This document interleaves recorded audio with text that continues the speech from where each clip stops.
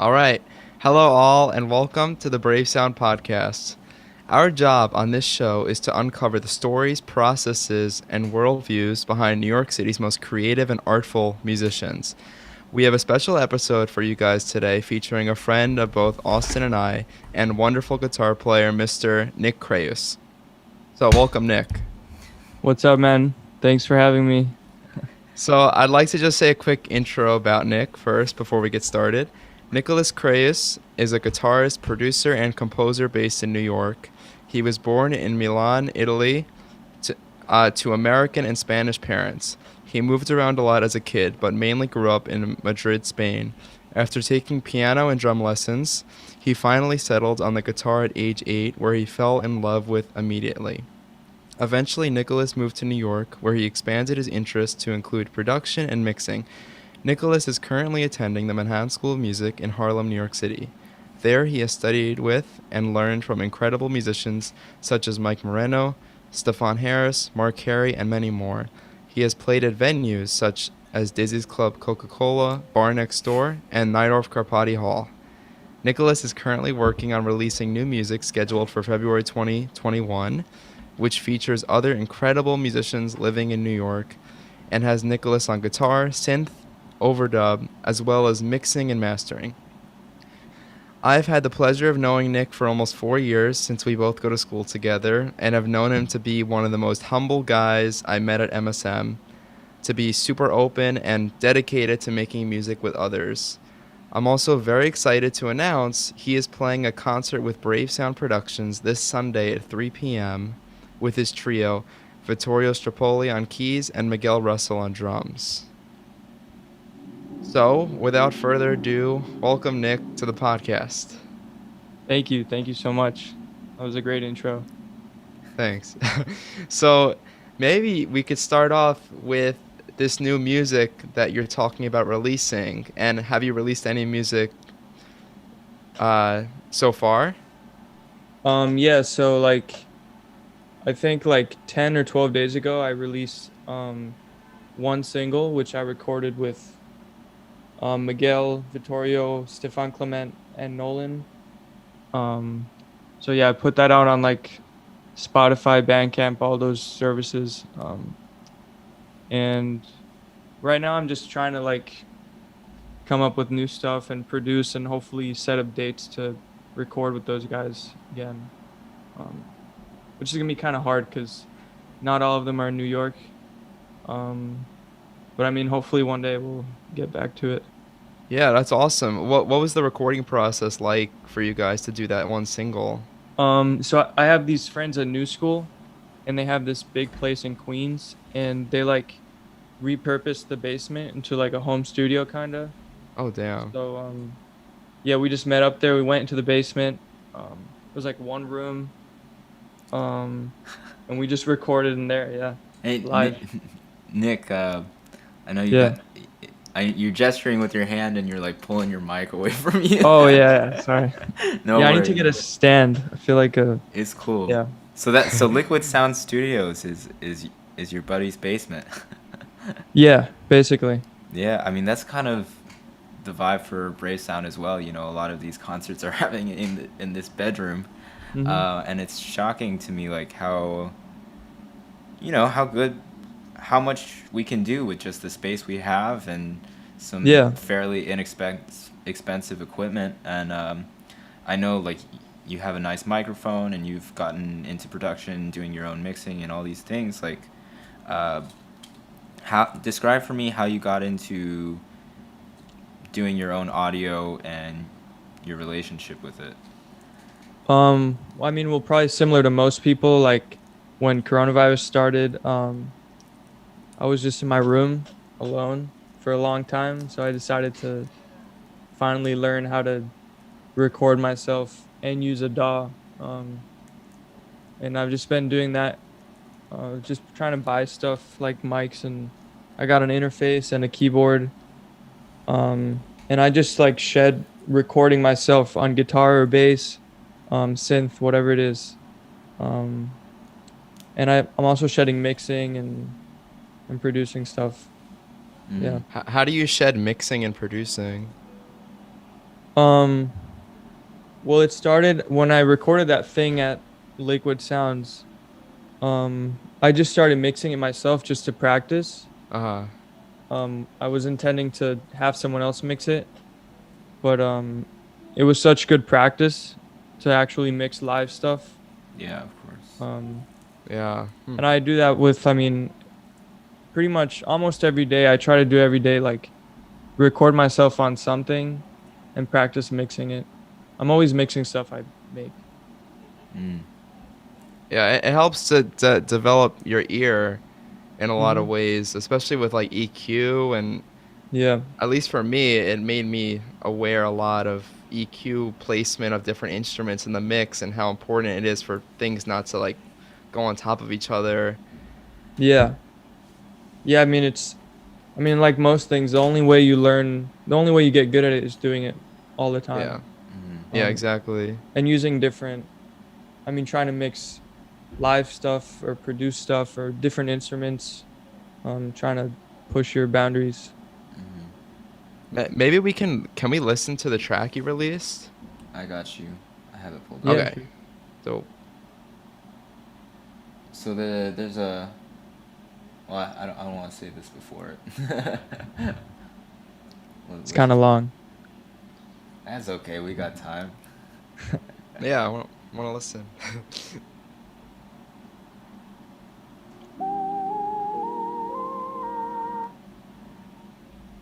Yeah.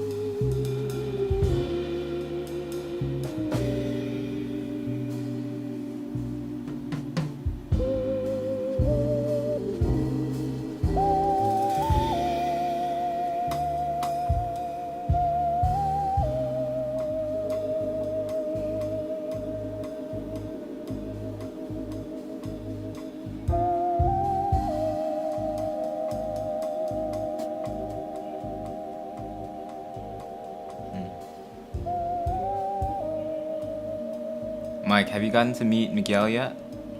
No, I haven't. He's like, he's a freshman or a sophomore? He's a freshman, right? He's a freshman. Yeah, so he's like 18. Wow. Yeah, I heard him when he was even younger. I did this summer, like a summer camp with him, and he was like the baby of the group. Everybody was like a junior or senior in high school. He was like a freshman in high school. Yeah, so he was like what, 15 or something. Yeah, so yeah, he's been killing for a long time. Yeah, incredible. When did you guys recorded that? In the winter? Yeah, it was like I think October, sometime in October. Oh. So you had just did you know Miguel before he came to school here? I actually met him when he came last year to do auditions. Oh, okay. He was here for a few days, so we played like 2 times, I think. And then I was playing with him a bunch when he came to school here. Right. Yeah. It's cool how quickly that relationship happens. Hasn't been in New York for that long, and Yeah.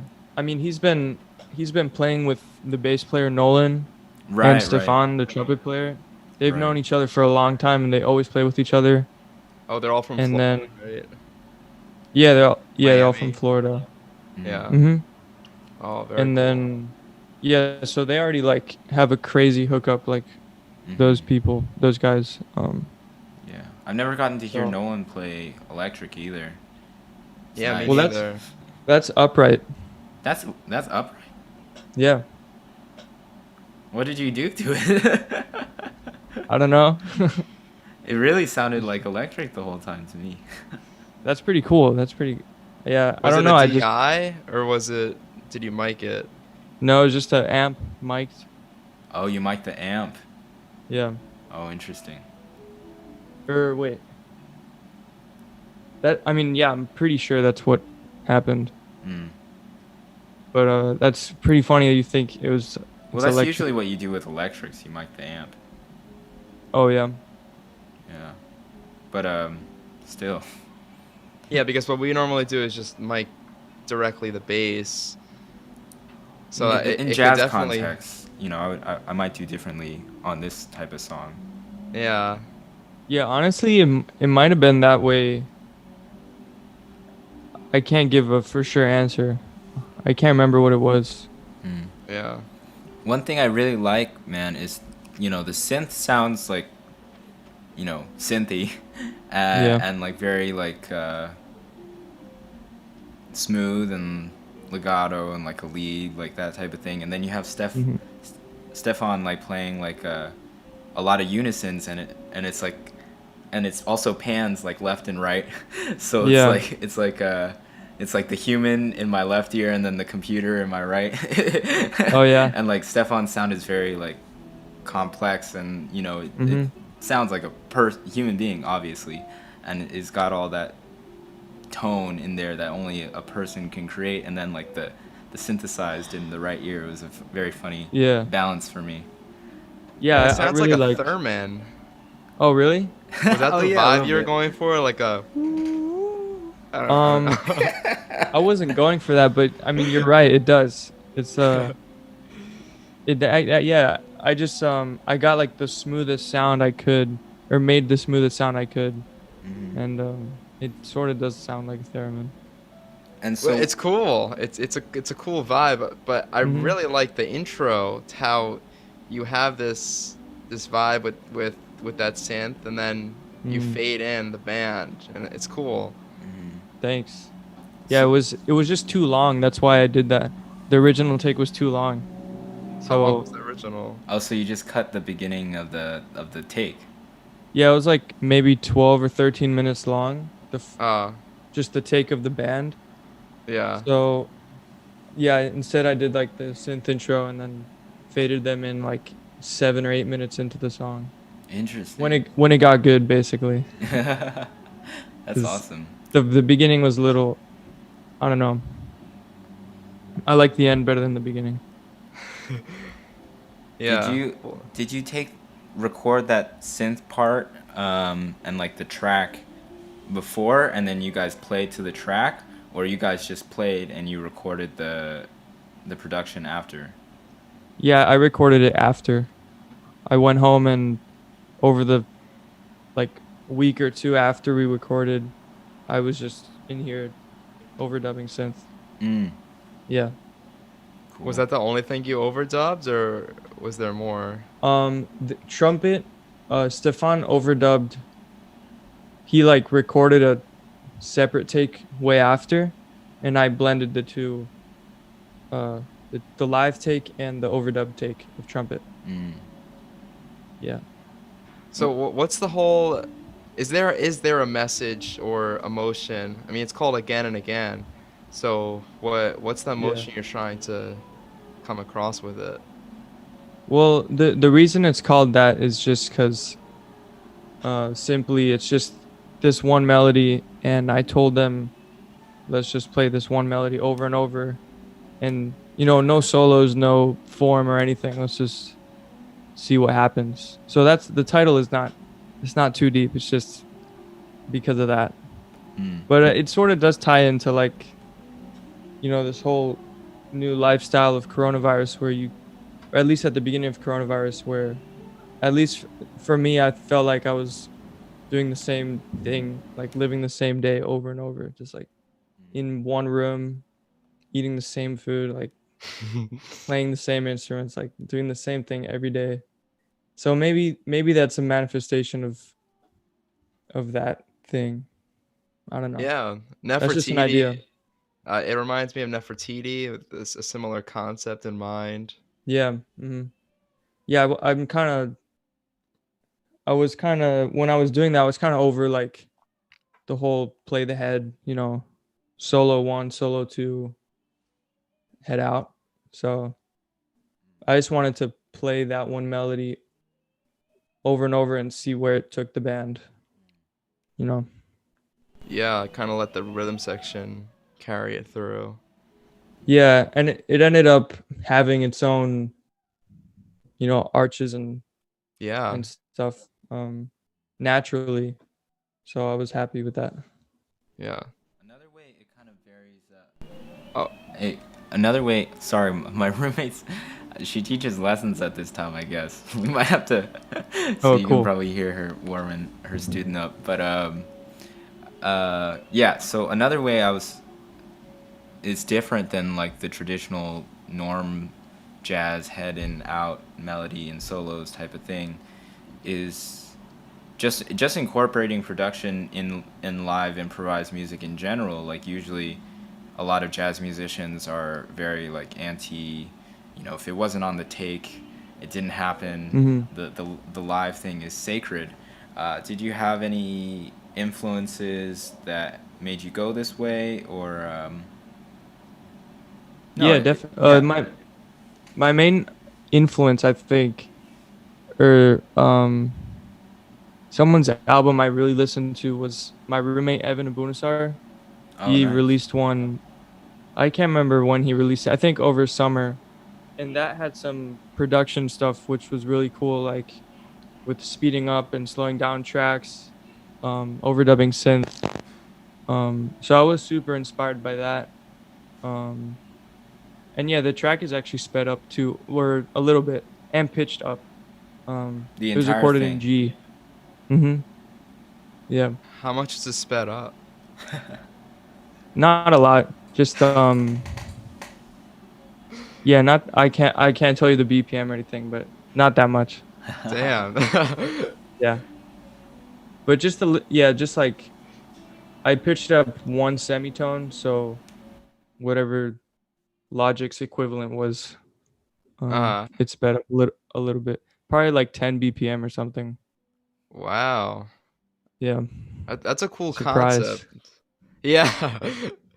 Yeah, I didn't even do it for like, to make it sound faster, but I just liked the quality it gave, especially to the drums. It was like it gave this weird quality to the sound of the drums. Um, Yeah, it's by just it pitching it sounded up, special. Hmm. and speeding it up too.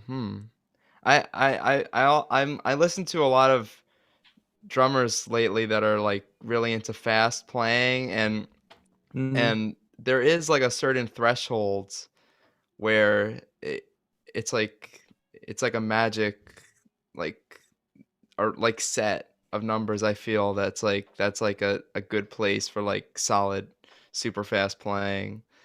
Yeah. It's really vague what I'm saying, but it's just like I feel like there's like a set on amounts, like yeah. So it's an interesting idea what you're saying with like speeding it up a little bit, and then it can kind of bring a Yeah. certain vibe with that.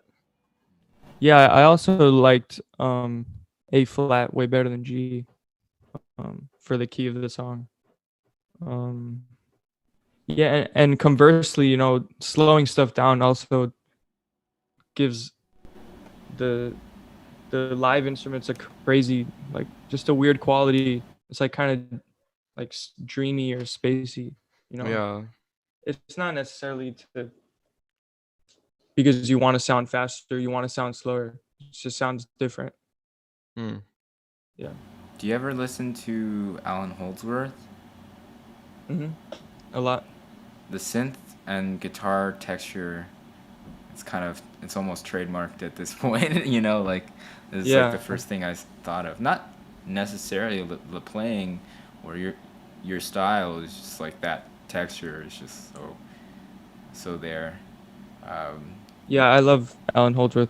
I listen to him all the time. when were you introduced to him? Um, I think my my freshman year at MSM, someone told me about 16 Men of Tain. Um, What is that? and yeah, it's an album. I The don't know that one. 16 Men of Tain. 16 Pretty Men good of one. Cain. Mhm. Yeah, I haven't listened to that one either, but I gotta check it out. Yeah, it's pretty crazy. It's kind of there's like a song where they swing. Um, and it was yeah, I remember hearing that and hearing him play the way he does over like swing. It was really cool. Never heard that before. Oh, And then all the crazy synths and drum sounds and stuff he uses, like those really 80s sounds, like yeah. that. They're like corny and super cool at the same time, you know? Yeah. Yeah, I Like, love it. like a guilty pleasure. Yeah. So something listening to that music, it's so killing, and like I love like Alan Holdsworth is one of my favorite musicians to listen to, but Yeah. definitely the sounds do sound like they're from the 80s. You know, there is Yeah. a certain vibe to that. So I always wonder if he was around today making music, how the music would change. You know, how it would sound sonically now as opposed to then. Because then those Yeah, yeah. sounds were like brand new, and that was the hip shit to do. Right, right. And by today's standards, they're not as cool, or there's a lot of people don't like that kind of sound. We've, you know, Well, I think some people do though. Kurt Rosenwinkel is still like very much innovating guitar tone, and I know a lot Yeah. of other people, but in the jazz world, I would say he's like the front runner at the moment in many Yeah, ways. definitely. Or A lot of people I hear now, like in jazz, sound like Kurt, at least have elements of that in their tone. mhm. The playing is a whole different thing, but the tone. It's like if you use a pog pedal or a hog pedal, it like instantly sounds like Kurt, you know. What is that exactly? It's this pedal that he uses a What lot. does it do to the tone of the guitar though? It curtifies it. Yeah, it's hard to explain. It takes away a bit of the attack. You can play up an octave too. Uh, Um, I don't know how to describe it. I mean, it sounds like Kurt. It's a hog pedal. Yeah. okay. Honestly, it's almost to the point where it's like kind of what I would imagine Charlie Parker was like in the bebop era. Like every alto player kind of had a bit of Bird in them, like whether they liked it or not. And now all of a sudden, Yeah. like anytime I see a modern jazz guitarist, unless they're like super old school, like they're on some West Montgomery shit or something. Like unless they're Right. like super traditional, if they're inclined towards like the way people are playing now, then there's almost always Kurt in there. Even Yeah, his totally. contemporaries like Altura and Moreno, I still hear it, you know.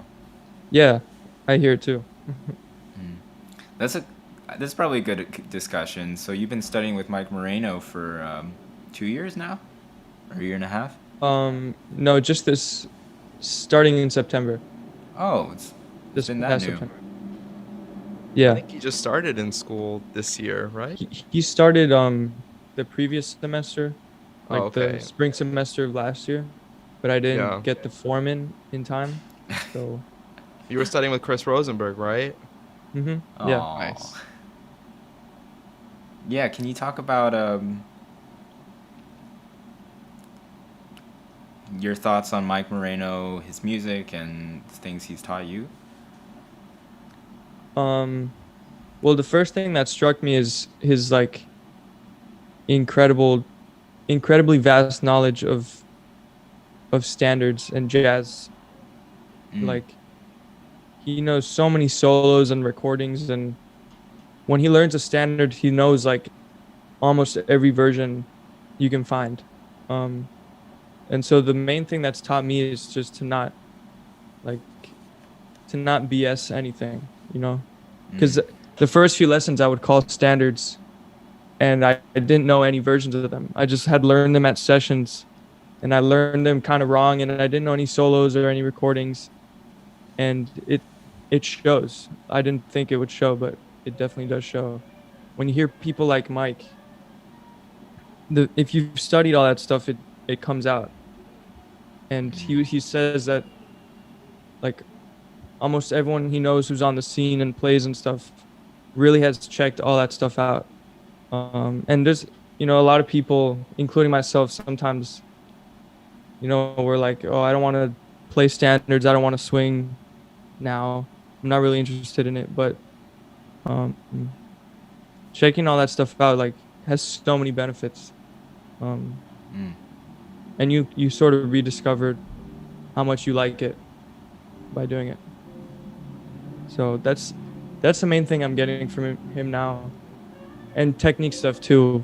I mean, guitar players know how crazy um, Mike is, how he can play.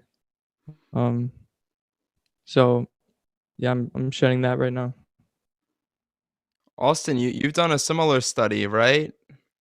You've taken like one standard and you've learned like 4 or 5 transcriptions of the same song. Yeah, I mean, I've done it informally throughout, since I've been serious. I don't know, high school or something, where I would Mm-hmm. always learn from at least a few different versions, and then when I was studying with Jaleel, like freshman, sophomore year, every time I would learn a tune, I would transcribe just in pencil, um, in my manuscript paper, like several different versions, and then on each version I'd write down the year, who was on it, and like circle any changes in the harmony, any changes in the melody, even sometimes, Yeah. uh, you know. And I would work on lyrics. Lyrics are the hardest for me though, because something about my brain just being a saxophone player all my life and being so jazz and instrumental heavy, like I just never got the brain to memorize lyrics. I've been really trying, but I forget them very easily. Yeah. um, but like Mike was mentioning, I'm trying to formalize this study now and like really put them all in nice uh, digital manuscripts and write blog posts about it. And I've been sitting on one for a while. I need to finish it out. Um, but Yeah. it is so it's so it's so funny listening to these OG recordings from like 1936 or like 1940s. Yeah. Like I'm always just struck by how simple the songs used to be, Mm.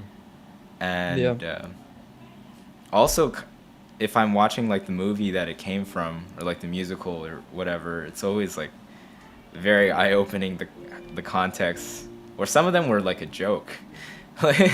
Really? Yeah, and like now we think they're this big deep thing. And Right. has there been any specific standards that you studied where the original history study like really changed your outlook on it? You mean like the movie? Like seeing the movie it came from? I haven't. Maybe, or even just the original versions or whatever that was. Not really. So far we have done a few that came from movies, but the ones I've mainly shedded were just written by jazz musicians. You know, like Monk Tunes or Conception, things like that. I would like to get into like relearn some of these standards that do come from movies and hopefully see the movie, because I like movies too, so I might as well. Actually, right here, to do this type of study, a lot of these movies aren't available, like on Netflix or anything. A lot of them, like a lot of them are out of print, and if you're lucky, you can find it like redistributed as a DVD. And this movie I found, and I had to buy a DVD player to watch it. And this is behind it. I know, I have a DVD. It's from 1942. It's called Behind the Eight Ball, as you can see. And this is the original movie where You Don't Know What Love Is came from. There was a movie that it was recorded for the year before called Keep 'Em Coming. But then they cut the movie. They cut it from the song from the movie, so it didn't actually end up in there. And then I found in this movie, I watched the entire thing looking for the song.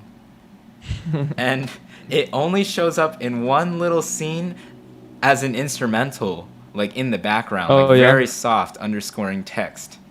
Or not underscoring like a dialogue. What's the scene? Do you know? Do you remember? Yeah. Oh, that's the other thing. So this movie is a comedy. It's like super slapstick, like over the top comedy. And there's this one little bit that's like kind of romantic. It's like the girl is like, there's a woman played by Carol Bruce. I don't remember her name in the movie, but so the movie's made in 1942, but she's half owner of a musical theater company, which was very unusual for a woman at the time. So she already has like a very like this is a respected woman. Like everybody is pandering to her. She has authority. She has ownership in a business. Like this is already a whole thing. And then but there's the theater is cursed because there's been murders happening in it, and they bring in these three jester type comedians because nobody else will perform there because they think they're going to get killed and all these things. But then there's this one scene where the theater owner starts a brief love interaction with the other half theater owner, and then they play this very dramatic You Don't Know What Love Is in the background, and it's totally out of context of the whole movie. Really? Yeah, it's pretty funny. Man, this is I do recommend it though. This is kind of like the humor is just funny. The humor is so different than modern like 2020 humor. Like I feel like when you watch comedians now, it's like Tinder jokes and sex jokes and drug jokes and like married jokes and like all this stuff. But this stuff is like they're really dealing with puns and like acting foolish, like stuff that isn't cool today. It's a lot more innocent. Very much so, yeah. Modern comedy is a lot more vulgar in nature. Besides, like, I feel Jerry Seinfeld still was pretty innocent in his approach. He didn't ever get too vulgar on Seinfeld. I never watched Seinfeld. Yeah, I never. I like what's his name? The guy who did Curb Your Enthusiasm. Larry David. Oh yeah. Yeah, I love that show. Yeah. Yeah, well, that is a little vulgar. Yeah, I guess it can be. It's also just... It is a little, like, simple, just how it's about his, like, everyday interactions and just him being awkward. And yeah. a lot of it is not vulgar. It's just It's very simple. It's like stuff, everyone does or thinks when they like, I don't know, go to a restaurant or something, but Mm. act it out. So, Yeah, like a lot of people can go through those same instances but not think twice about them. But mm. after I listened to an interview that Jerry Seinfeld did, and also the same thing with Larry David, that those two guys, they take those observations, and Jerry was talking in the interview how he would write them down every day in a book, all these Oh, like little really? instances, yeah, and those would be the seeds to his jokes, and he would like go through the book, and if he sees like, oh, maybe that has potential, then he'll like write it out further Mm. and put it in one of his skits. But yeah, a lot of it was just taken from everyday instances of life. Yeah. That's what makes it so funny. Yeah, it's 'Cause relatable. you've probably seen, or thought yourself the way he would act in those scenes. Mm. Yeah. You know I read this in a couple of places. The way Seinfeld like works on his craft, of well, I think he said in an interview that the only way to get better at making jokes is to make more jokes, right? Mm. Kind of get better by doing rather than studying or analyzing Yeah. type of philosophy. And so he has a big calendar. It's like the one you saw in my room earlier, Nick, where every day he has to write at least one joke, and Mm. he Yeah. figures that if he writes thousands of jokes over a few years, he's going to be much better at writing jokes, right? And so he has like a big red marker, and each day after he writes a joke, he X's it off, and that's Well, how he gets funnier and funnier. yeah, I mean, it's the same way we learn our instrument. Yeah. Like, or the same way you would learn a sport or any kind of skill. You just have to do it all the time, every day. Mm. I don't think there's a way around it. And so, what is your equivalent of writing a joke a day? Well, I mean, that's what I've been trying to figure out this whole time is like what to practice. What to practice every day too, specifically. I try to, I mean, every day I play a standard at least, Hmm. or two. I just try to sit down and just play through the changes or the form over and over and over and over for like a long time.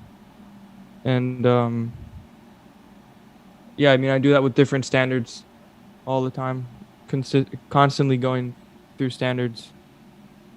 Um, Sometimes I'll go through phases where I like try to write a song every single day.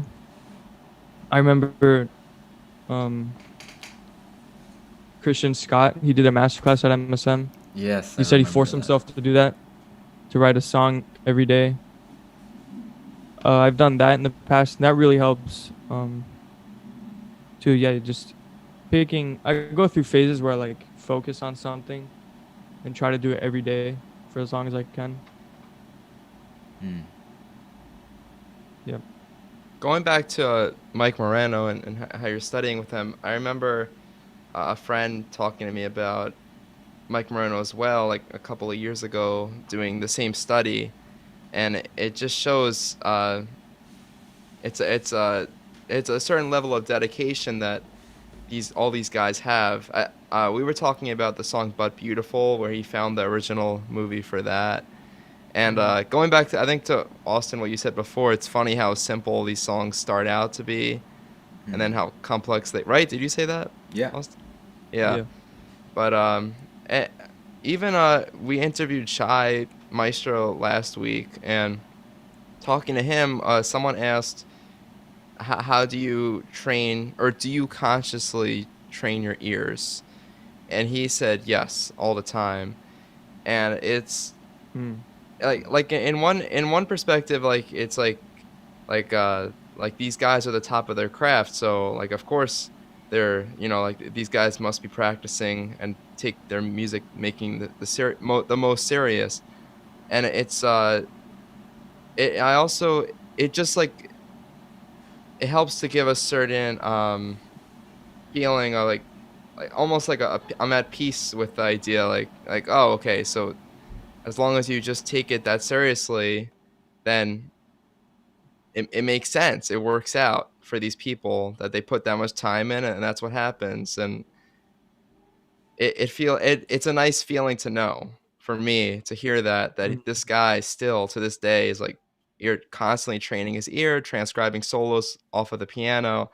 So it's it Yeah. shows, yeah, it's how much dedication people have towards this music. Yeah, I mean, he just does that because he loves it, not because it's. I don't think any of them are thinking, "Oh, this is gonna make me like sound amazing" or whatever. They just do it because that's the funnest thing they do, and they've been doing it since they were teenagers, all Yeah, the time. Mm. You know? they really live with it, live with the music and Yeah. listening Hmm. and practicing and learning, and that's the key. Yeah. At least trying to do it every day, even if it's for like 10 minutes, doing something. Maybe we could talk about the music on Sunday. Yeah. So I'm gonna do a few of my songs, including the one you guys played. Um, and then like two or three covers. I chose them. Honestly, I chose them because that's just what I've been listening to, and it's like they're they're songs that I really like, and they would fit well with the configuration that I'm using on Sunday. Um, and then the originals they're just songs I've written in the past like 3 or 4 months. So yeah, I hope everyone likes them. Yeah, definitely looking forward to it. What are some of the covers? Are they like standards and jazz, or are they more No. pop tunes?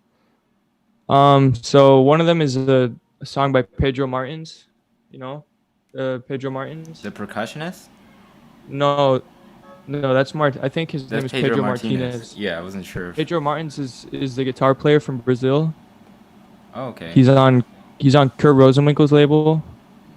Hardcore? Yeah, Okay. yeah. He's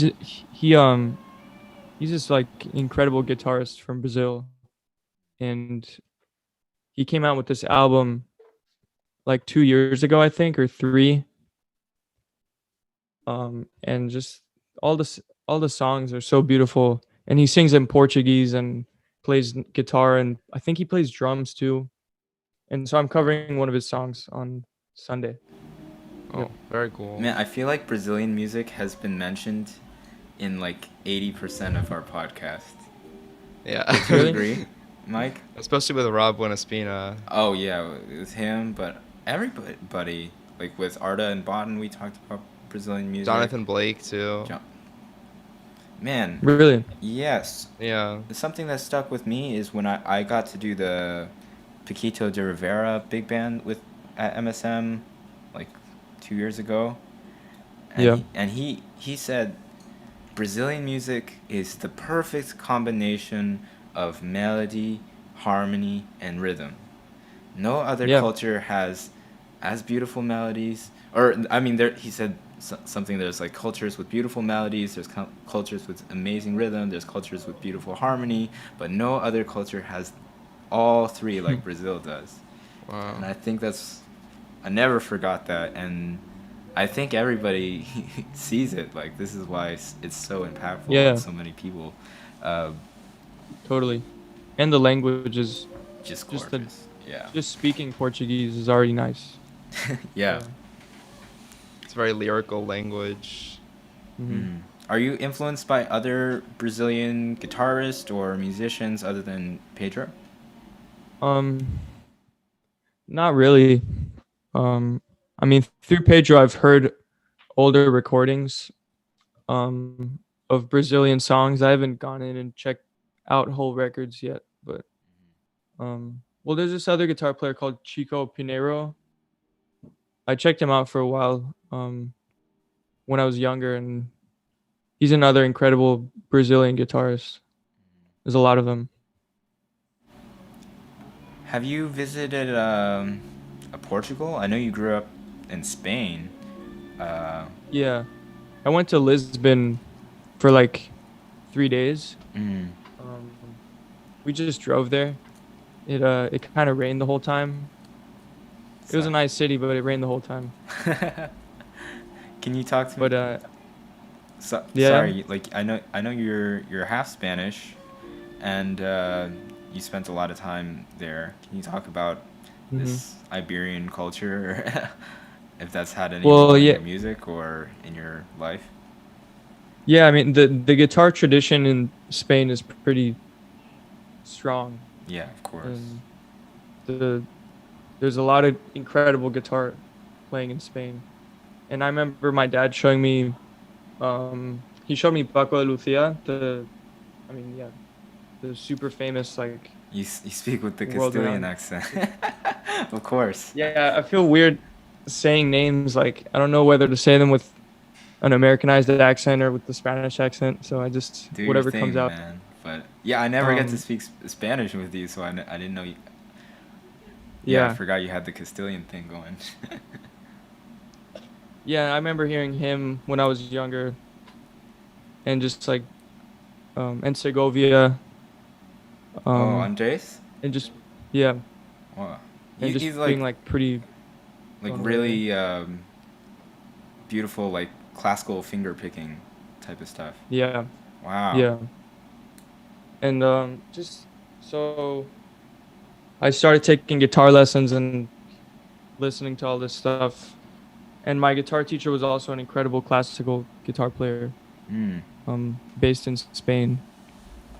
And a grandfather I never met played guitar and had a guitar at my grandparents' place. So yeah, I was kind of just listening to a lot of guitar music. There's a tradition of guitar.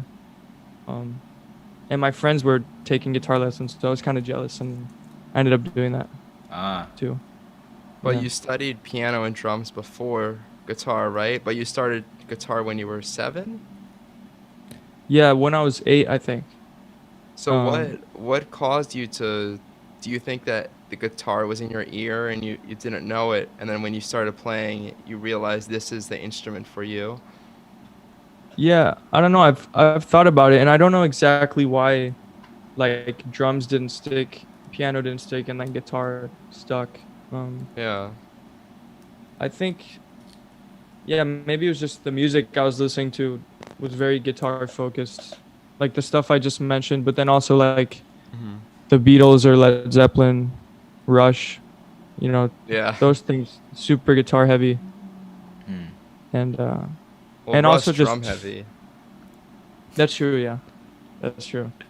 Um, I don't know why. I just when I took drum lessons, I never practiced, and when I took piano lessons, I never practiced. But Huh. then I started taking guitar lessons, and I like always wanted to practice, like almost even more than now. Like I wanted to play guitar all the time when I was 8. Mm. Can't really explain why. It's just maybe it helped that I didn't have any like, I mean, no phone, no stupid distractions. Kind of just had the guitar. Yeah, that definitely So I helps. That's Yeah, nowadays you can waste your whole life on your phone, you know. yeah. I guess I was kind of lucky. I was still young during a time where that stuff wasn't around or available. Mm. It's And I funny was just because yeah. you weren't too young though to be exposed to that stuff, because I remember I got my first phone when I was around that age. It wasn't a smartphone, but it still was like a flip phone when I was like maybe 8 or something. Like, Really? yeah, yeah. I Did you just get exposed to that stuff later on? Like, yeah. when did you get your first phone? I think I got my first real phone when I was like 13 or 14. Okay. Um, I don't know why. Maybe maybe the phone got to Spain later, or maybe my mom just didn't want me to have a phone or something. Mm. I'd also never asked for one or cared for one. Really? I remember begging, What? like, like hands and Really? needs, like need to hang out with my friends more and talk to them. Need to get on Instagram, like. Yeah. Yeah. Yeah, I was never, until I was like in high school, I was just into like guitar and sports and just like running around with my friends. I didn't really get a phone until later, Mm. really. I'm pretty happy about that too, cuz I spent all that time playing guitar instead. So, Yeah, especially starting at such a young age with that. I mean, nowadays they have all these like apps too, like yeah. to help you with music learning and stuff, and it just shows that you don't really need to use any of that kind of stuff. You just gotta practice Yeah. your own and just listen to music, and that seems to be Yeah. what you were doing. Yeah, for sure. I mean, the proof is in all the old recordings we know. It's just those guys just sat down with their instrument and just focused on that for hours every day. Mm. Yeah. Do you think the level of overall excellence is deteriorated as a result of distraction? I think it's personally I think it's impossible to say whether it's gone down or gone up at all. Yeah, of course. Maybe yeah, I don't know. I mean, there's every day you find out about some new like 10-year-old who's like a prodigy, Yeah. So I wouldn't say it's going down. I guess it's depends on what you define as excellent. I have a question. There's yeah, Sorry, I cut you off. Yeah. Did you have more? not really, no. Okay.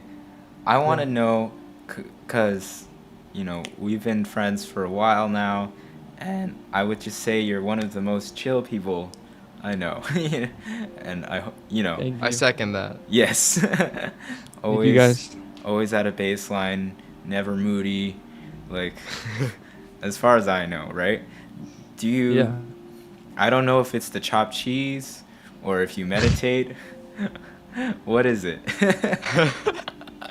Well, it's funny because I do both. Oh, you meditate now? But Or always have? yeah, no, just like the past year and a half. Not super crazy, just like 10 or 15 minutes. And I'd cut out the chopped cheese. No more You chopped cheese. did? Wow. Well, I just live too far from a Bahamas? good chopped cheese. Or yeah. Yeah, Wow. just in general. You were like the biggest proponent of. You were like second place to Nicola in chopped cheese release. Yeah, I was super into it. I was eating them like 3 times a week, sometimes 4 times a week. It was really bad. But I mean, if anyone who went to MSM knows that there's so little options within a certain price range Right. Fair. around MSM. Are you? Well, there's and Chapati just- House. Are you vegetarian now? Yeah. Or? No, not by choice, just because I'm too lazy to buy meat and groceries. I do try to eat as little meat as possible. But it's hard. Yeah. Mm. It's funny, even I didn't even like remember you being a big proponent of chopped cheese, but now thinking about it, I can hear the way you say chopped cheese in my mind. Oh, really? So I must have heard you say it like I 20 probably times or asked you to something. get one. I probably asked you, was like, do you want to get a chopped cheese or something? A few Yeah. times. Or maybe like late at night we're both waiting in line at Bahamas, and then I ask like, oh, like, hey Nick, what's up? Like, what are you getting? Bahamas, Yeah, for yeah. those who are listening, Totally. is the It's not the go-to country. deli. It's not, yeah. It's not the country, no. Yeah, no. It's very different from the country. We got a couple audience questions. One is, Really? man, do you know who this person is? He's Le Elabator has tuned into our last several podcasts, and we appreciate you for tuning in. I don't know your first name, but it seems like you have similar friends as us. So if you'd like to name yourself, I would really appreciate that. But What Reveal is his name? yourself. What is his name? yeah, I just know the YouTube handle. Oh, what is his- Labator. Labator. But he or she I don't know. or they say, why don't you make a chopped cheese at home? Well, I think the magic of the chopped cheese is that it's cooked on this deli that's been like drenched in grease and meat and vegetables for like weeks. Which you can't really recreate at home. So the grosser the better. Yeah, it's just like extra seasoning, I guess. That's why I have never made one at home. I feel like the guys at the delis have it down so good, I couldn't improve. Mm. And then Good question. Jahari Sampley asks, Jahari. do you plan to move out of NYC, Nick? It's not so much that I have it planned. But I do want to. Oh, really? As soon as, yeah, just as soon as the possibility arises, I would be, depending on where I would be interested in leaving New York. Maybe the West Coast or something. I haven't thought about it too much. What appeals to you about the West Coast? The music? I mean, definitely, yeah, the music for sure. Okay. I've never been there, so it's hard to like talk about how good it is, but the weather is another huge thing. Like the New York City winters are like too much for me after so many. Maybe I'm just too soft, but it's too cold for too long in New York. New York City is not a place for soft people. Yeah. I'm kind of tired of it. Me too. Just there's not a lot of nature immediately around us. It's very expensive. It has a lot of pros for music, but I don't know. I know a lot of people, and I hear a lot of incredible music coming out of the West Coast. And I have friends from there, so it just seems like a nice place to live. And why Well, not back speaking- to Spain or something? I think the main thing is I don't know as many people in Spain as I do in New York or in the West Coast, because I left there when I was pretty young. I was like 14. I was 15. I don't know that many musicians. I don't know much about the scene. And it'd be nice to be able to get around within the United States as opposed to having to, be international. But that's also a possibility. I mean, Barcelona is like a very beautiful place to live. That could be cool. Well, speaking of the West Coast, I mean, the nature there is amazing. I've had the chance to go to Yosemite National Nice. Park, and that's more up north.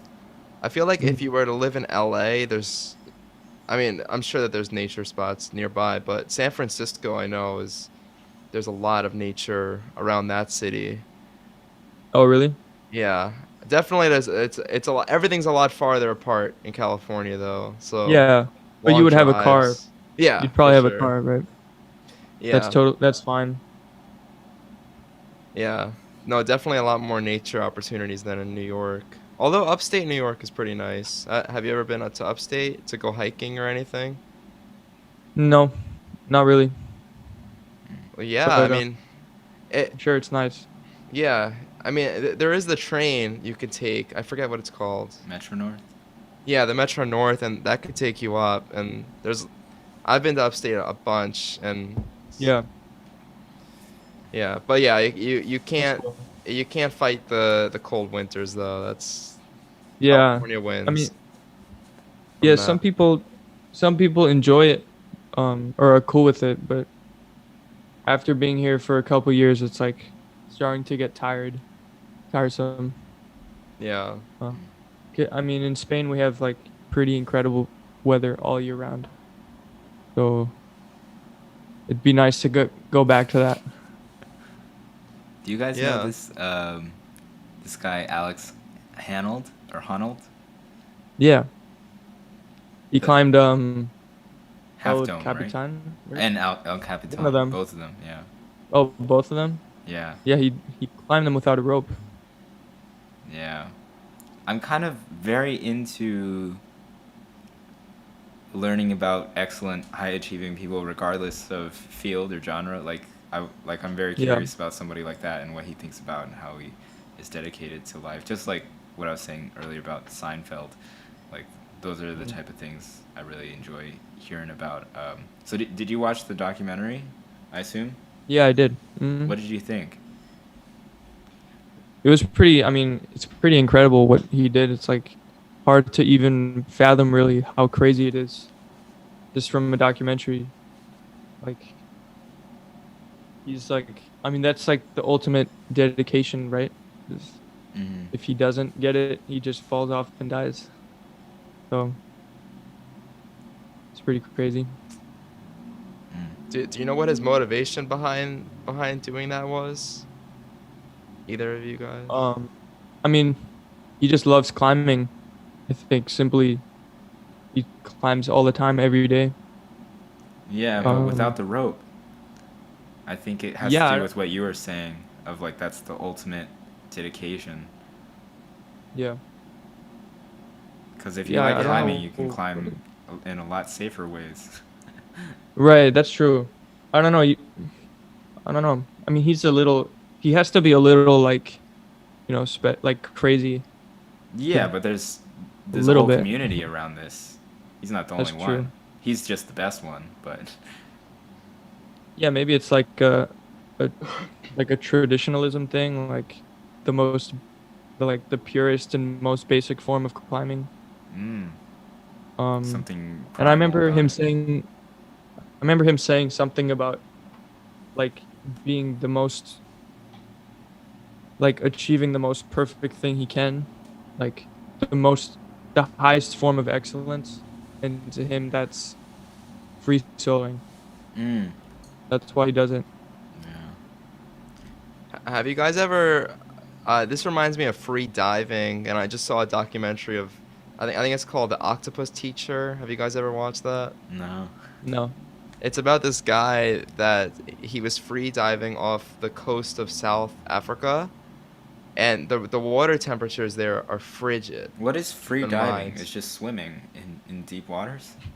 Yeah, it's swimming, but you're also diving. Like you can go down like 30 It's aiming feet, for depth. Okay. aiming for depth and long, and quite a long amount of time, maybe like Ah, 5 minutes or something at a time. Or five I'm minutes. sure more if for people that are really like used to it. Really? I think so. You can go over Yeah. 5 minutes without air? I think with training, yeah. Yeah. Jesus. Yeah. But I mean, not right away, of course. Like I could Right. probably only hold my breath for like 30 seconds or something. But like if you train every day and you keep doing it, then you get better. There was also Hmm. this David Blaine documentary that I checked out where he was talking about the whole process, and that's really interesting too. He was trying to like fake it first, like try to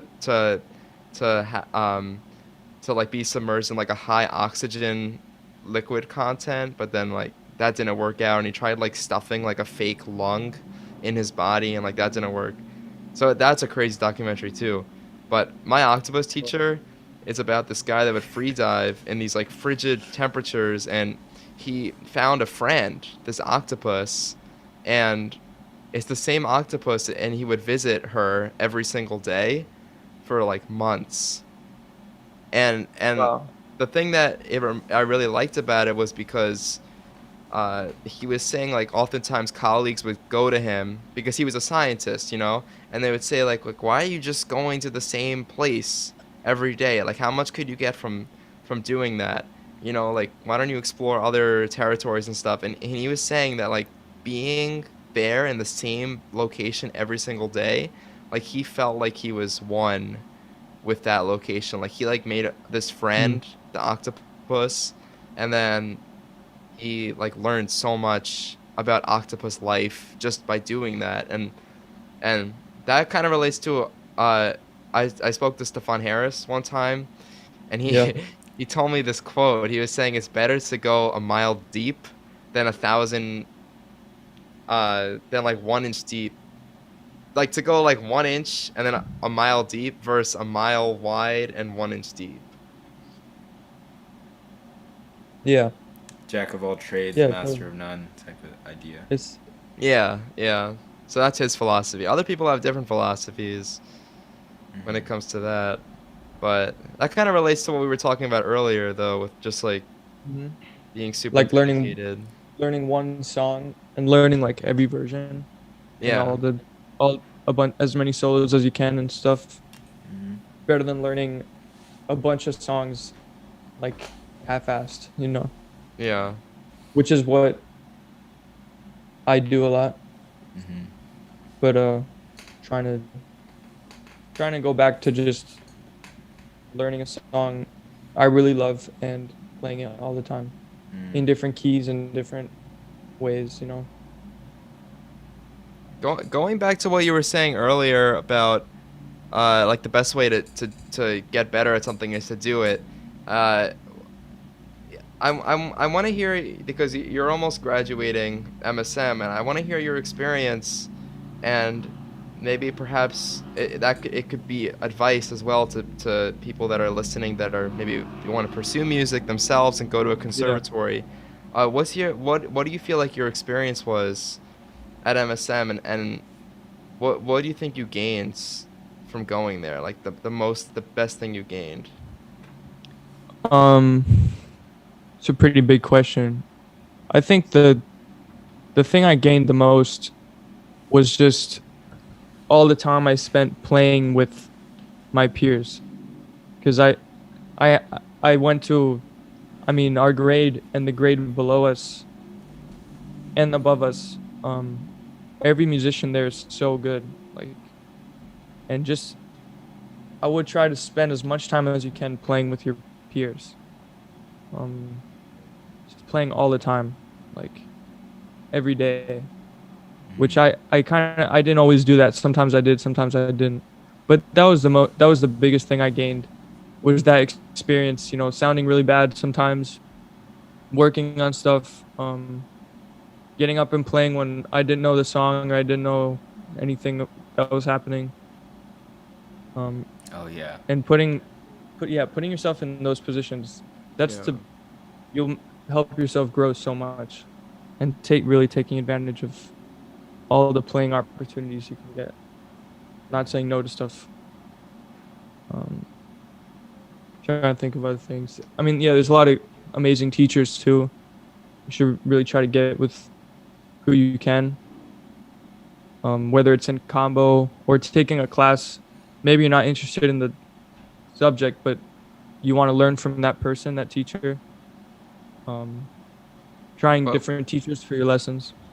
maybe name some classes that you found really transformed you, or shed some new Mhm. light on things. Um, two of my favorite classes I've taken were both with Peter Andriaki. Oh He's a yeah. classical, yeah, You did and counterpoint. yeah, it's a counterpoint, and I'm taking creative spirit. Nice.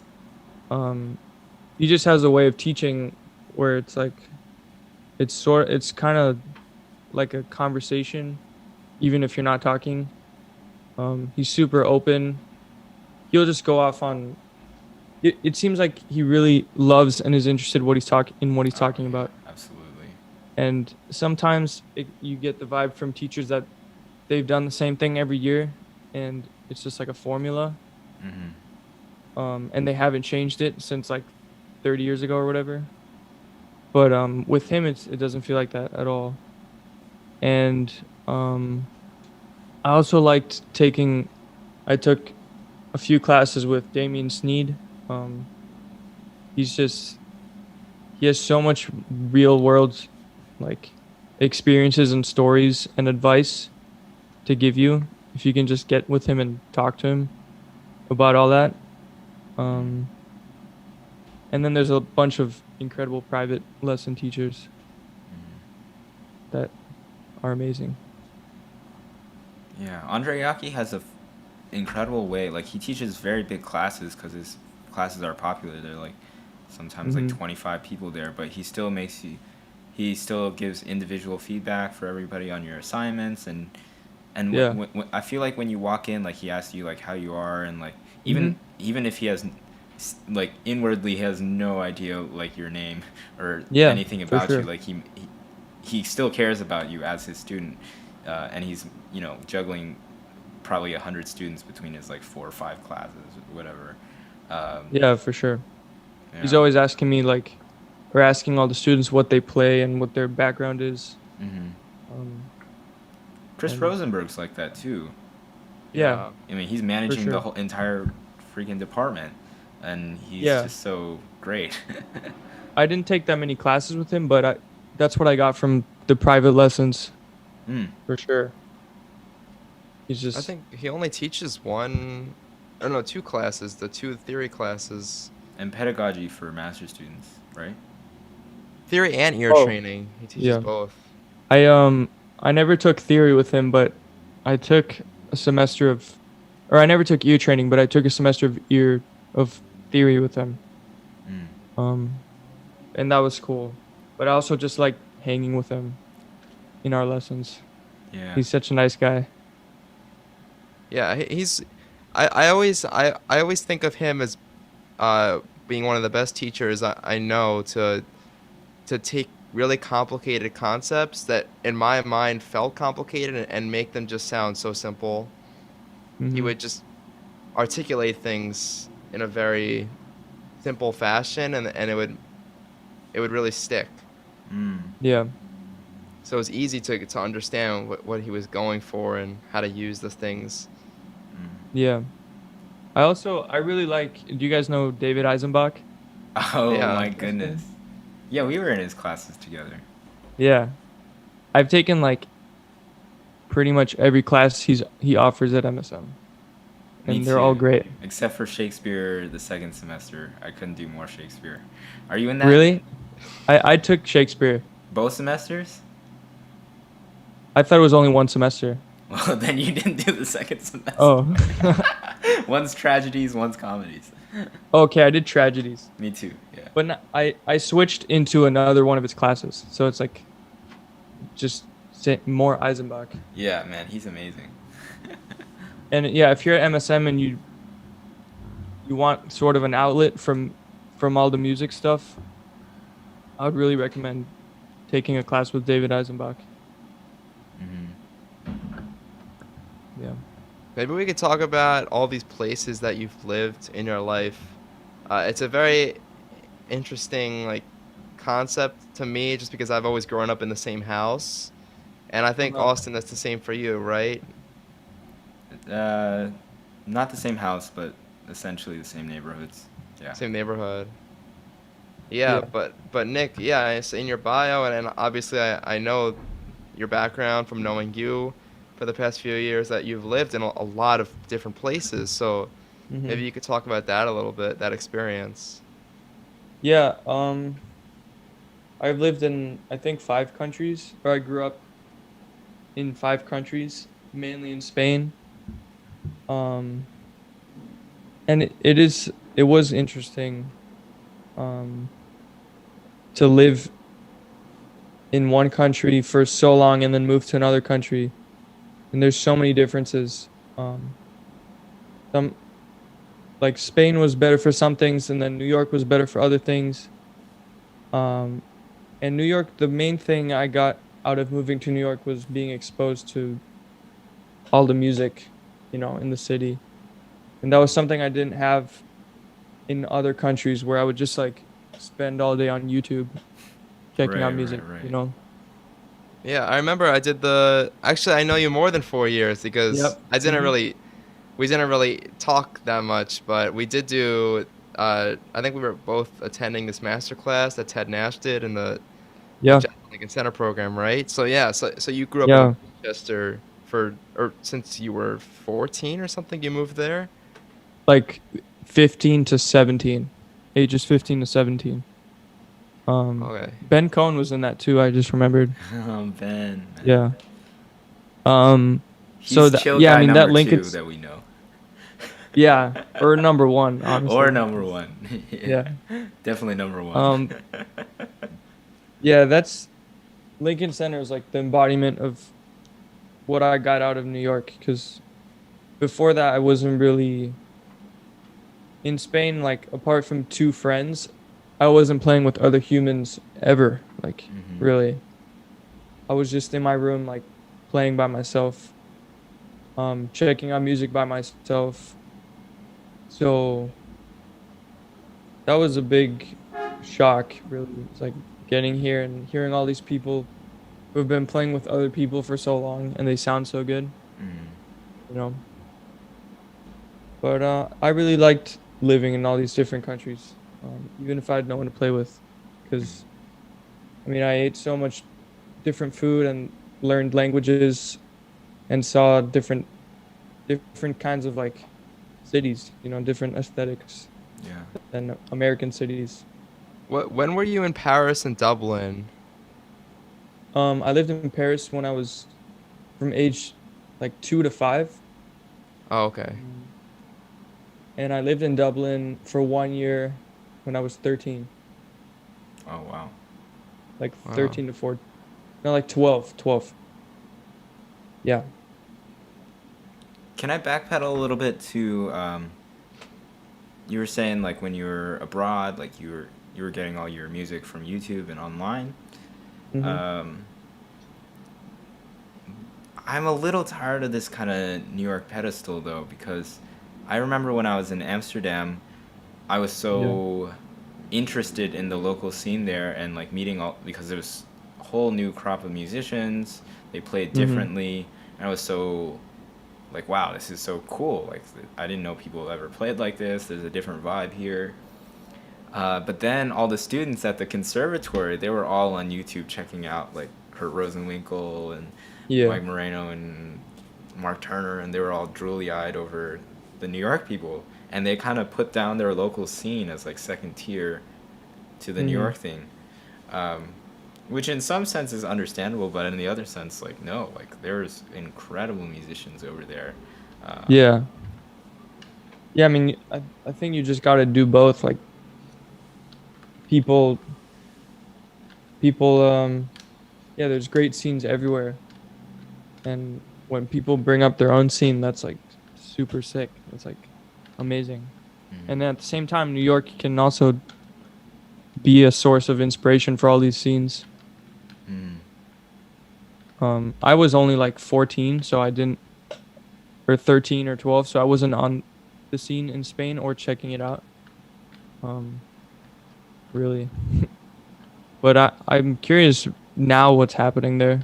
Now that I'm older, mhm, um, I think Barcelona is a good place for mhm. music. Have you ever talked to Andreu about it, or? I met him like once or twice, but we didn't really cross paths at MSM Oh, okay. ever. Yeah. But there's been a couple good musicians at MSM or New York in general from Barcelona. Anybody we would Yeah. know, or? Well, like Andreo, the trumpet player, this Uri. piano player. What was his name? Oh, I completely forgot his the name. Juilliard guy, right? Maybe. I don't know. I don't remember. There's that drummer, Jorge Rossi, I Oh, think. yeah. Um, yeah, I mean, Barcelona has some good musicians. Hmm. But I Austin, was going back to what you were saying about the New York pedestal, it reminds me of hearing stories from my old drum teacher about the wedding bands and how like these large companies like Silver Arrow or Hank Lane Music, they would offer like a premium service for people. Let's say someone getting married in like I don't know, Florida or whatever, and they'll say like, oh, like do you wanna bring a New York band? Ah, Mm. Like we'll charge a premium, and it's like there's this whole uh, vibe, and I think it's kind of funny about how New York, especially for like wedding bands and stuff like that, yeah, that's funny. how they think they're willing to pay extra Hmm. for people from New York. Mm. I don't think it's healthy for our music, that all the talent congregates here, and then like it really drains out the talent from smaller communities, and not even that Mhm. small communities. Like people are leaving Chicago to come here, people are leaving Miami to come here, people are leaving all sorts of hubs to come here, and Yeah. it's long term. It's not really great, but it's also not just a problem unique to jazz. Like Andrew Yang has this whole nonprofit that he's built up about trying to get talented Ivy League grads to move back to small towns. Oh wow. And like, and he's saying like there's he talks about there being like big deserts of no doctors, like in Mhm. these areas. There's just no qualified medical grads because nobody who spent that much money on med school like wants to go serve this tiny community out in Nevada or some, you Yeah. know. There's no software engineers in those cities. There's no like skilled workers, in general.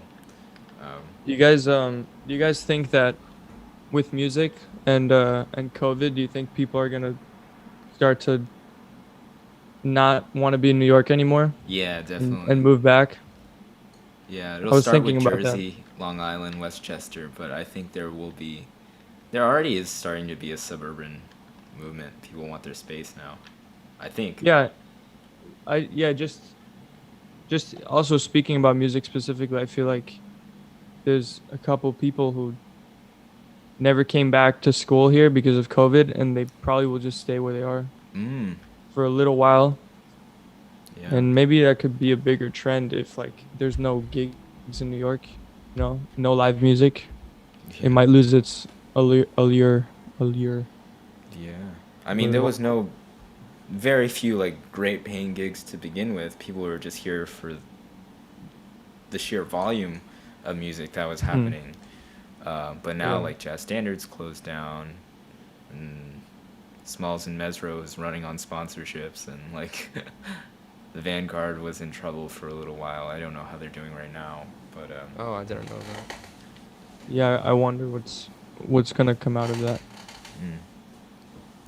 Another thing I That's want. why it's cool that there's live stream gigs. Yeah, It's yeah, like Yeah. that's a good thing that came out. yeah. I What were think you so too. saying? A little unrelated, but something I wanted to ask you was, do you know this idea of like the hedonic treadmill or the hedonic ladder? No. You're probably familiar with the concept, maybe just not the name. Is where like, you put all your hopes on one goal. Let's say it's climbing El Capitan, or a certain Mm. amount of money, or a certain girl, or a certain gig, whatever it may be, and you think like, this is I'll be like I'll be killing I'll be good once I get Right. this, and then Yeah. you climb that mountain, you get that money, you get that girl or whatever, and then that's kind of normal for you now. That's your new Yeah. baseline, and then there then there's the next mountain, there's the next Mhm. shiny object, and you're just like never actually satisfied because of this Yeah. ladder, this treadmill. um, I wanted I don't know, I feel like I'm very much in that mindset because I'm always goal fixated. That's just the way I Yeah. am. uh, but I don't know, knowing you, I don't want to be too presumptuous, but I feel like you're more process driven and like chill about things. You're not so like hard strung on this any one project or idea. Uh, can you talk about why that is for you? That's just how you are, or if it's not, maybe I'm being too assumptuous. Um.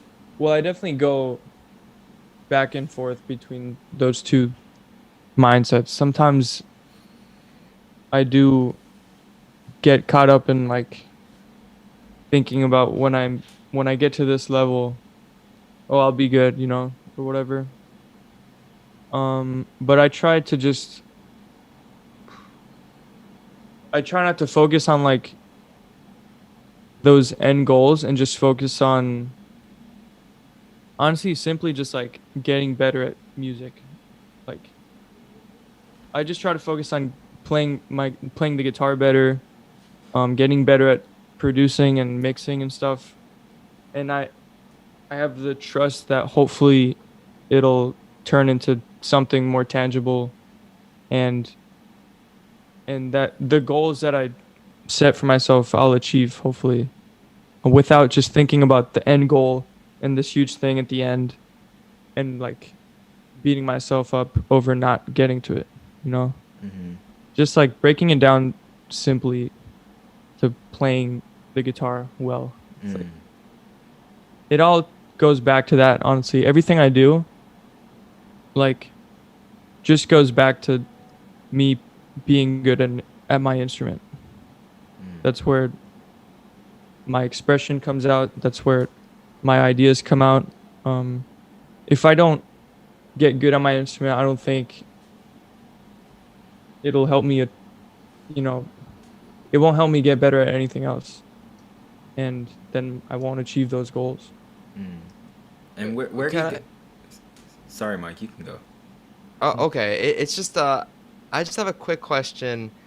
Yeah. It's related to this, just because it sounds like the guitar is really the center of a lot of your thought process, and for me, I mean, look, it's the same for me too with drums. You know, Yeah. a lot of it's around that and music making and being as best a musician as I can.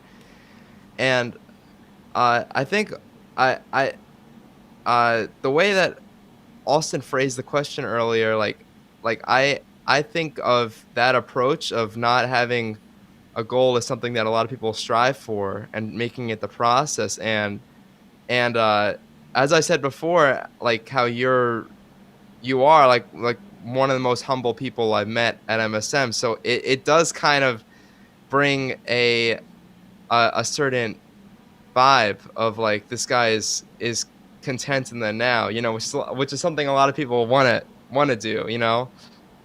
But Yeah. do your emotions ever get affected because of, let's say you had a bad day on the guitar? Like how do you separate those? Um, well, I don't know, when you have a bad day, when you feel like you're terrible at music or whatever, Yeah. the the thing I found is the only way to combat that is just to play, just to practice, like just to do it. Um, and it so I don't know. I mean, I definitely do get caught up in like, oh, I don't sound as good as this person, or this person is, you know, so successful in doing all this stuff. Um, but it just goes back to that like trust or whatever, or faith that I'm just gonna keep playing and practicing and doing this every day, and I'll end up doing something that I'm proud of and being happy with it. Um, yeah, I don't know. For some people, the whole setting big goals and stuff for them, it really works, and that's cool. But for me, it becomes too like I lose sight of what's more important, which is just like being able to make music on my instrument. It all boils down to that. And so when I just focus on that, I don't get too down on sounding bad or whatever, you know. You know, one of the most kind of impactful realizations that I had when I was abroad was like, I found this, I forget where I heard this exercise, in some blog or something, where it was like, you know, imagine your perfect day like 5 or 10 years from now. Like you've achieved all the things you're unsure about, you're pining after. Like, what does your day look like, right? and just be as detailed as possible. Like, what did you eat for breakfast? Like, what are you wearing? Like, who are you talking to? And my day was something like, yes, I wake up and I practice my saxophone, and I like play in a clarinet quartet, and I play with great musicians, and like I eat great food. And then I was like, none of this stuff I wrote down requires 5 or 10 years. It was like, I'm already kind of there. I'm friends with great musicians that I can play with. I have instruments to practice, and like I am involved in cool musical activities. Like, you know, each ladder or tier is just imaginary. It's all more the same. Yeah, I mean, you could achieve those goals and like tomorrow still be super smart. Yeah. It's not, I don't know, it's not good to get caught up in like what you don't have or whatever. Yeah, the whole idea of process and just trying to get better, which is what you're saying, it reminds me of when we talked to Joe Block too, and one of the audience questions was, how do I gain, or how do I get more jazz language, I think. And it's such a it's an overarching question, and I sometimes get caught up in asking myself these large questions, and things can get overwhelming and very daunting. And ever since that interview, actually, I've thought about that, and just like how important it is to just work on one thing at a time. And if you can really just develop that one thing, then it'll make changes to your playing that you wouldn't even realize. Yeah. So sometimes it's better to avoid those large overarching questions and just think more in the now. Yeah, I remember I was talking to Pat Metheny. I got to interview him, and I asked him this like, sorry, yeah, I'm just remembering. Probably terrible story where I forgot to hit record. I remember this, yeah. So tragic. I still think about this, man, some days. Like, sometimes I do too. This will pop in my head. I'm like, Nick forgot to record Pat Metheny's interview. It was so good too. And you know what's even worse? He was so nice. He was like, yeah, I'll we can exchange emails, and I'll write down some of my ideas and stuff. And he sent it to me, and I like never forgot to I never clicked send on the email, on the thank you email back to him. So he just sent me all this stuff, like super nice, and I just never responded to him. Like my phone glitched out or something. Even now you haven't sent it? I sent it like 6 months after. But yeah, he sent me all this stuff, and then he got no reply. Like I just never. So he probably hates me. I don't think so. Oh, yeah, man. The point is that I asked him all this like big question about goals and like the business side and all this, and all he said was like, if you just focus on trying to be the best musician you can, everything else will fall into place. And I mean, I don't know if I can take that as like a complete truth, but it's a mindset. It's a mindset, exactly. Yeah. Yeah. It's just, you just focus on like what's right in front of you, and why you started playing, or why you starting doing music, Yeah. Because that's probably what's brought you to where you are now. So. That's one of the things I really like about this podcast is we get all different perspectives. Like we get this kind of like very purist, like all about the craft form, and then like for example Adam Larson we had on, and I would describe him as a hustler. Everything he wants to be in his control. He's hustling his ebooks, like he's like he wants more money, he's gonna brainstorm 10 things he can do today that he's gonna do it with. And there's been success with both mindsets. And you can just kind of see like this person had these type of ideas, and this is what kind of happened. And this might happen to you if you pursue that type of thing. But I think a lot of it has to do with just like temperament and your personality. Like, Yeah. I just, for me, like if I had that purest of a mindset of like, I don't even care about any of the outcomes. Like all I'm gonna do is get 1% better at my saxophone each day. Like I can say that and really be like, yeah, that's the way to go.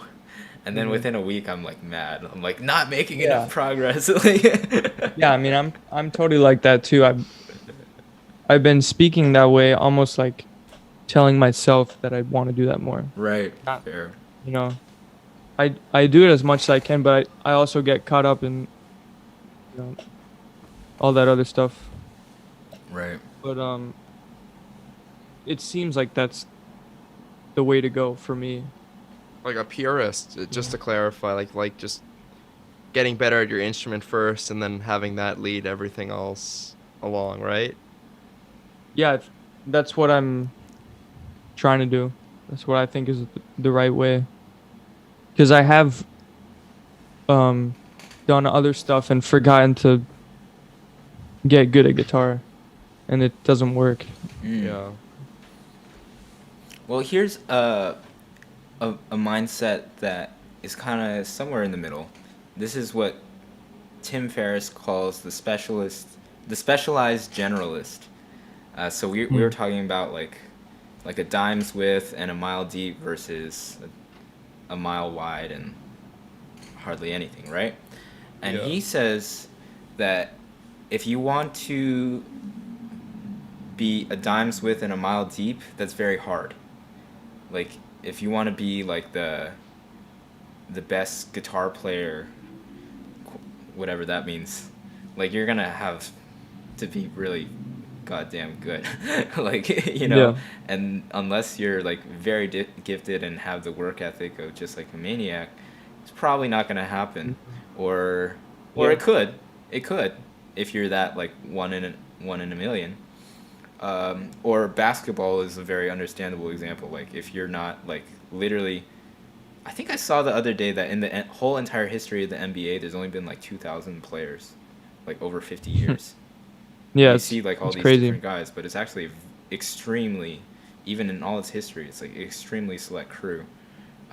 So you know, if you want to be like one of the best 2,000 basketball players of all time, then yeah, just one dime's Yeah. width and then a mile deep. But a way of differentiating yourself and having success without having to be that laser focused is to have like picking 2 or 3 fields, right? And being in the top, Scott Adams says, pick 3 fields and be in the top 25 percentile of each one, and all of a sudden you're the only computer programmer who speaks fluent Japanese and Right. is a great public speaker, and that will be Yeah. like an amazing career trajectory that probably only like 1 of 10 people can do, right? Or I don't know. Yeah, I totally identify with that. Because, yeah, I mean, being the best guitarist in the world is pretty, it's pretty slim chances of that happening. But if you can be a good instrumentalist and then a producer and then someone who can mix and master and, you know, be really good at these things, Mm-hmm. I mean, my favorite musicians are like that. You know, like Pedro Martins and Morgan Guerin. These people who are incredible, just at making music from different facets. Oh, I'm holding the mic super far, but you know. Yeah. So for you, you have the guitar, of course, and your production and audio stuff. Is there a facet of your life that you're serious about that we're not even aware of, or? Well, the only other big thing in my life really is soccer. Like, Oh, right. I don't play soccer anymore, but that was like my main thing, really, even over music, until I was like 13 or 14. Wow. So Yeah, probably it's only just soccer and music. It's like my whole life basically. Man, why'd you stop playing? Because I wanted to do music. Yeah, fair. Yeah, but I love that's like more like I was more into that and from a younger age than music for the longest time, Mm. more than music. So it's weird that it just switched completely. Yeah. I feel that way too. I used to struggle with that idea. Like with tennis, I don't think I was ever that good. I wasn't that good, you know. I would just do like tournaments and Yeah. stuff. But I used to think about that a lot as Man, I didn't well. even know. Yeah, I didn't know Tennis. either. Yeah. But well, yeah, I started kind of late too. Like when I was like 14. A lot of people start when they're like 8, 10, you know, and Yeah. then but yeah, same with a lot of sports like that and music too. Going back to this whole, I like that idea. I know he has a YouTube video about that specialized generalist, and I didn't understand. I never watched it, so I didn't know the concept behind it. But that is a really cool concept, and I've heard you speaking about that too. Like if you can really Mhm. specialize in two, and maybe not be like the best of the best in either, but if since you have these two, it makes you really unique. And that's a cool concept. Hmm. Um, the only thing that I feel like with music is that you can't like saying that someone is the best. Like I don't think that you can say that someone's the best guitarist That's or true. best drummer or Mhm. something because I think that someone that has achieved a level of mastery on the instrument where you can identify their sounds and they have such a voice of their own, like that is the highest level. And Mhm. unfortunately that's not just one person that can experience that, but Oh I yeah, mean, as yeah. we mentioned in this interview already, all these guitarists, Pat Metheny, Charles Otura, Kurt Rosenwinkel, Mike Moreno, Chris Rosenberg. I mean, all these guys have gone on to the highest level of playing. You know, with Chris playing with Ornette Coleman. I mean, these Yeah. guys, like all of them have been able to. And it's funny because we were talking earlier about how Kurt Rosenwinkel, he how we were saying how a lot of guys identify, or even if they don't know it, his playing is in their sound, or Mhm. his sound is in their playing. So I guess to some extent it can be like that, but Mhm. Can I uh, interrupt, Mike? yeah, of course. So there's like there's different scales of this, and you have to remember what's the purpose of this idea of a specialized generalist. It's not just to be varied. The purpose is to put yourself in a category of one. Uh-huh. Because if you're, like I said, if you're the Yeah. only bilingual programmer who's a fantastic public speaker and educator, then all of a sudden you're putting yourself in a category of one. So in art, like you said, you can't really say like who's the best saxophone player or something because that's too art is too subjective in quality. But you can put yourself in a quality of one, in a category of one, and that's something I would definitely say about all these names you just mentioned. Pat Metheny probably Yeah. first and foremost, and Kurt Rosenwinkel. If you want Pat Metheny's, if you're hearing Pat Metheny's sound on your record, there's absolutely no replacement.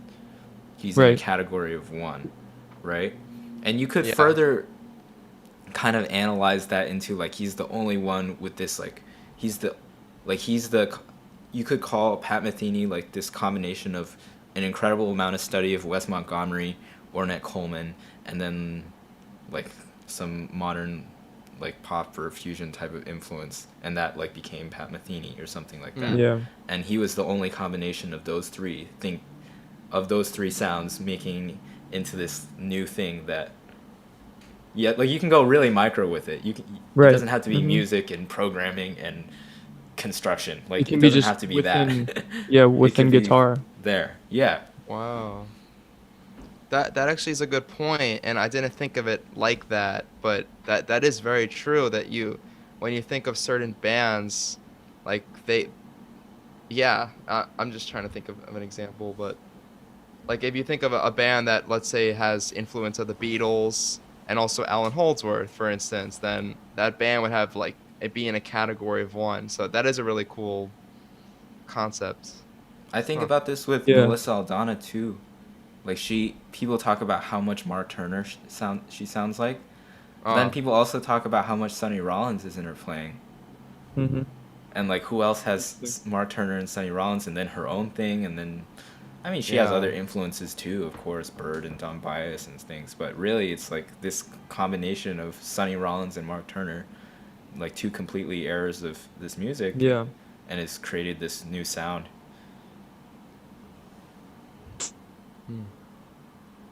I don't want to like interrupt you guys, but I have to teach a lesson at 9. Oh yeah, we're just shooting the shit, and you can. But We can wind down, of course. I'm down, yeah, to go a few more minutes for sure. Sure. This has been very fun. Yeah, hang. I haven't like spoken to Michael in a long time. yeah, I know. I feel detached from the MSM cast. I bet. Yeah, I do too a little bit. I only see a few people from MSM regularly. Yeah. Yep. Yeah, I'm one of the people that moved away from the scene Yeah. in Long Island now. All right. So That's cool. yeah, but yeah, no, very nice to speak to you too. And maybe just like one more question because we're talking about Yeah. influences, and this whole idea of like gaining, music from a few people. Like who were some of your biggest influences on the guitar? Um, the first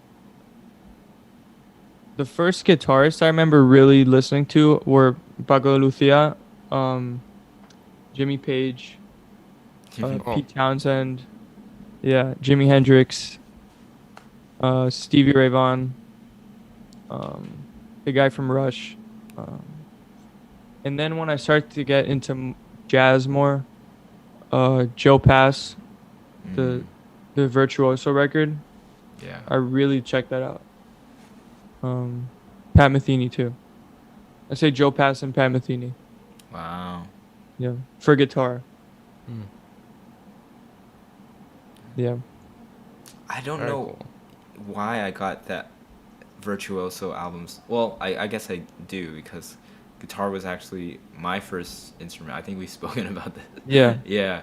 And so I had a lot of early influences that were the guitar, the incredible jazz guitar of Wes Montgomery, and Joe Pass Virtuoso.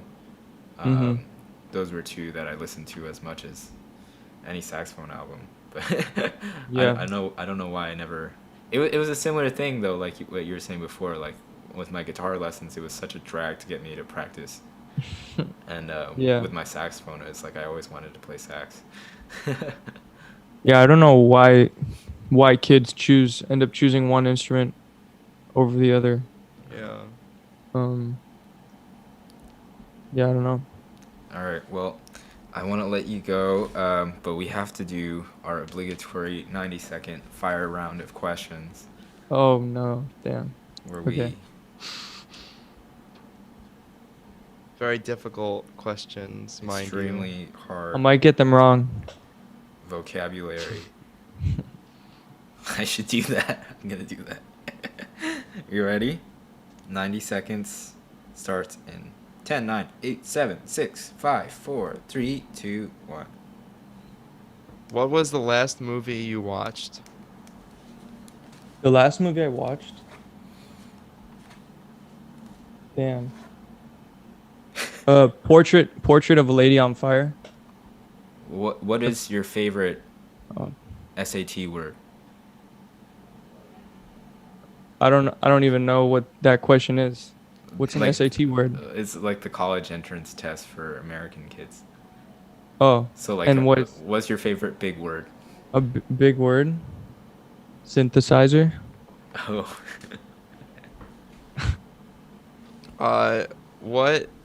What's your favorite genre of film? Thriller. Nice. Yep. Who has the best chopped cheese in New York City? Okay, Haji's on 110th and First Ave. Haji's Deli. All right. Nice. Good They plug. invented it. Oh. Yeah. What's your second favorite deli order? Because I know you're first. Chicken over rice. Oh my goodness. Um, favorite European city? Um, man, probably Madrid. Oh, okay. Yep. Last one. Ah, The last song you listened to. The last song I listened to. Oh my. It's probably "Work" by Rihanna. all right.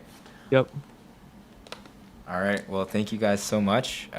If you would like to purchase Nick's new single Again and Again, the streaming link and the Bandcamp link is available in the description below. If you would like to attend his show with Vittorio Stripoli and Miguel Russell on drums, the ticket link for that is also below. We'll be streaming this Sunday at 3 p.m. Eastern. It'll be a great show. Yeah, and purchasers can access the recording for all time. You don't have to be at the event live per se. Yes, thank you so much for listening. Have a great night. Thank you, Nick. Been a pleasure. All right. Yeah. Thank you so much for having me. Yes, thank I you. really appreciate it. All right, Miguel. Forward to You Sunday. guys. Me too. Peace. Peace.